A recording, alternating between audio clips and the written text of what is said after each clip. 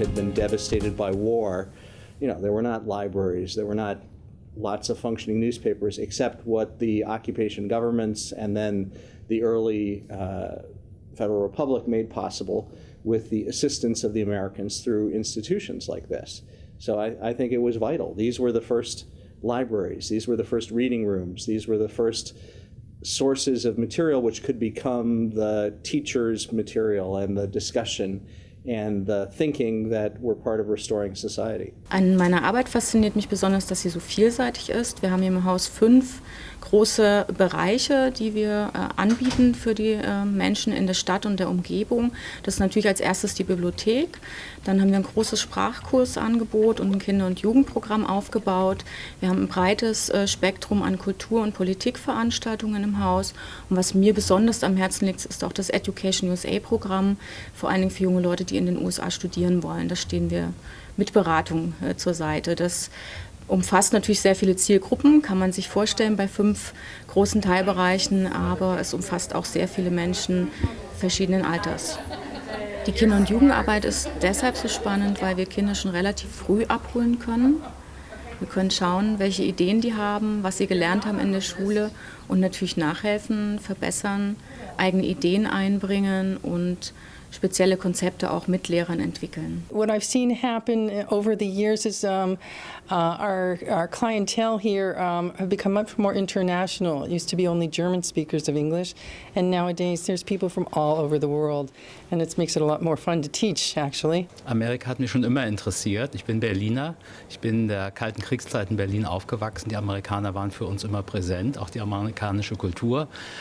Und darum war Amerika immer ein Fixpunkt für mich. Als einen unserer größten Erfolge sehe ich eigentlich, dass wir es geschafft haben, das DRI auch unter sehr widrigen Umständen zu erhalten, in all seiner Vielfalt. Für Nürnberg gilt natürlich, dass die Stadt enge und tiefe historische Bindungen an die USA hat, angefangen mit den Nürnberger Kriegsverbrecherprozessen über die Militärpräsenz der Amerikaner in der Region. Das schafft natürlich Bindungen und es schafft ein Interesse, und das Deutsch-Amerikanische Institut ist praktisch die Plattform, um sich über amerikanische Probleme oder Probleme im Verhältnis auszutauschen. Am Deutsch-Amerikanischen Institut gefällt mir vor allem das große Angebot, was es liefert.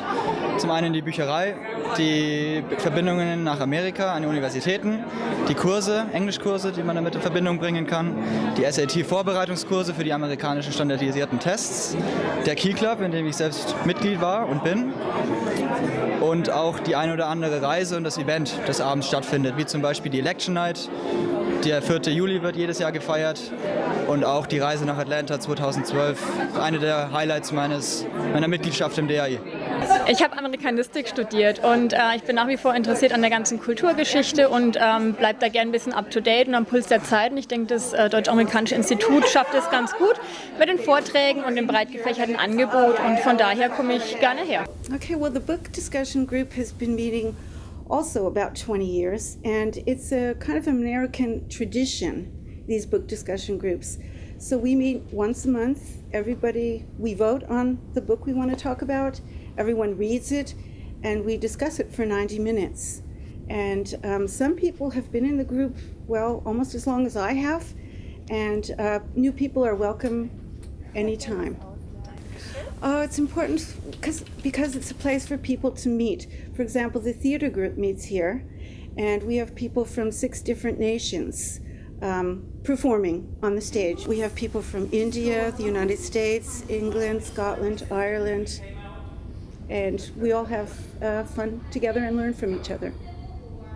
Wenn man die 70 Jahre, die wir heute feiern, Revue passieren lässt, dann ist es sozusagen wie durch ein Brennglas gebündelt der transatlantische Kosmos. In der unmittelbaren Nachkriegszeit war es im Grunde eine Erziehungsaufgabe, nämlich die Demokratisierung von Ex-Nazi-Deutschland.